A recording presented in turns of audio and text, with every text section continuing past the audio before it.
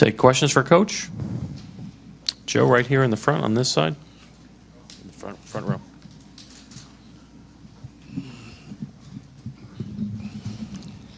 Joe Varden, Cleveland.com. After Game 2, Ty, you mentioned that you and the coaches would look at stuff for adjustments. Are there any lineup or player rotation adjustments that you can discuss? No, sir.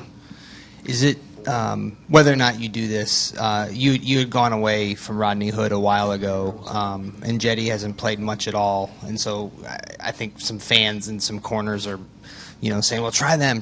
But how difficult would that be in a finals to go to one of those guys who just haven't played much in the playoffs? I don't think it'd be too difficult. We're going to give Rodney a chance. He'll get a shot and see how he does. So he's been working, staying ready, and so we'll see. Tim, back left. Ty, Tim Reynolds with the AP. You know that Steph's going to be great and Kevin's going to be great and Clay's going to make shots, sure. But how frustrating is it? Maybe not frustrating is the wrong word, but when Sean Livingston's 9 for 9 in those two games, when JaVale goes 6 for 6 in Game 2, how tough is it to deal with that? No matter how good a job you do on their big guys, their role players have. It seems like they played pretty flawlessly in the first two games. Well, I think when you're locked in and you're trying to take away KD, you're trying to take away Steph and Clay. Livingston and McGee, they're going to get some shots, and we just got to do a better job of taking away their easy, the dunks and layups around the basket. So when you're focusing on those three guys, other guys are going to get shots, but we got to do a good job of just taking away the easy ones. Marla up front. Marla Ridenour, Akron Beacon Journal. You talked a little bit the other night about Korver not getting open. How imperative is it for you to change that?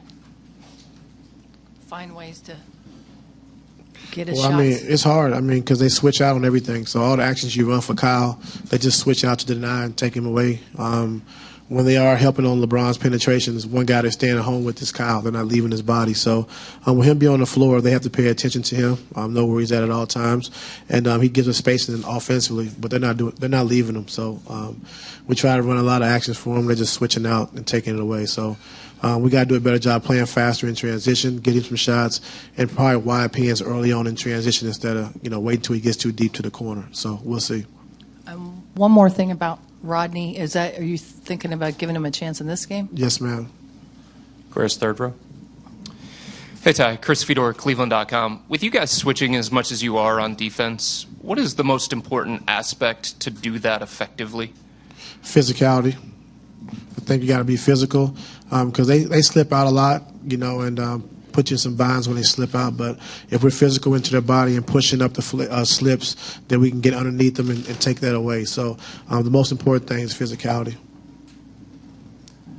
Paul, all the way in the back. Hey, Ty. Paul Flannery, SB Nation. If I could just take a step back and indulge me a little bit, what is it that you like best about coaching, besides talking to us, obviously? But what is it that you like and appreciate about the job that you do? I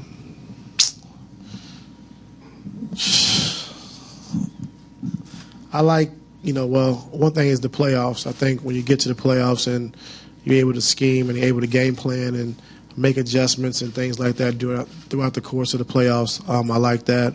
I like, the first year we had a chance to win a championship when all the hard work you put in with your coaching staff and with the players, and then it all comes together and you win a championship is gratifying, at the end. And me as a young coach, having older teams, it really hasn't been – I haven't been able to really teach, and kind of mold younger guys into who you want them to be. So that's probably the most gratifying. If you get younger guys you can kind of mold and fit your personality, fit the style you want to play. And then at the end of the day when you do that and then see when they get it, it feels good. And, like with Jordan and Rodney Hood and Larry Nance, Jetty and those guys, and when you get an opportunity to see like how they come out of these playoffs and carry it over to next year and see how they've grown, that's what it's about.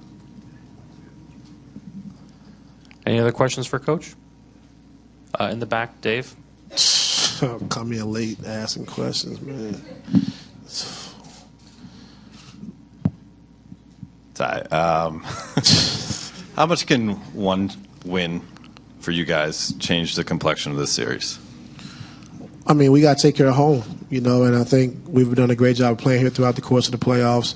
Our fans are great. They're going to be ready and fired up, and they took care of their home court. They won 2 games on their home floor. Now we got to come back and do the same thing. So we're very confident we can do that. The guys are engaged, they're locked in. So, winning tomorrow is a step forward, but then, going out and winning game 4 also. So we're locked into doing that. We know we can. How do you gauge or measure your guys' belief heading into this one? Like, what do you see that gives you the confidence to say that it is still there? We believe. I mean, we watch tape, we watch film, and see the things that we can get better at. Very minor things. The most important thing, I think, is physicality, of just being able to be on bodies, being physical, not let Steph and Clay and KD roam freely. So we see some things we can do, and we played them well the first game.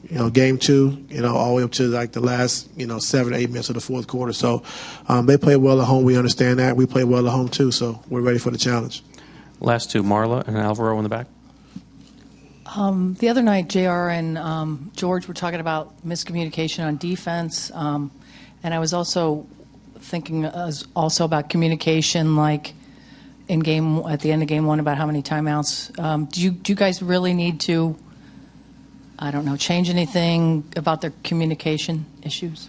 No, I think we got to talk ELC, early, loud, and continuous, as far as defensively with our switches. And end of the game, I mean, we all knew we had a timeout left, but we didn't call a timeout to, when Steph got the and one, we just took it up the floor so they couldn't try to sub Steph out for what we wanted to run. And we got the matchup we wanted, and we got 2 free throws out of it. So no problem with the communication.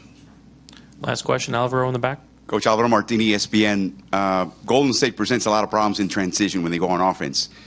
Game 2, you did a much better job eliminating fast break points, and yet taking those out, transition defense, when they have the ball, it's early in their offense. What has to happen in these games in Cleveland, the rest of the series, that maybe have not happened before? I think continue to do a good job in transition, like you said.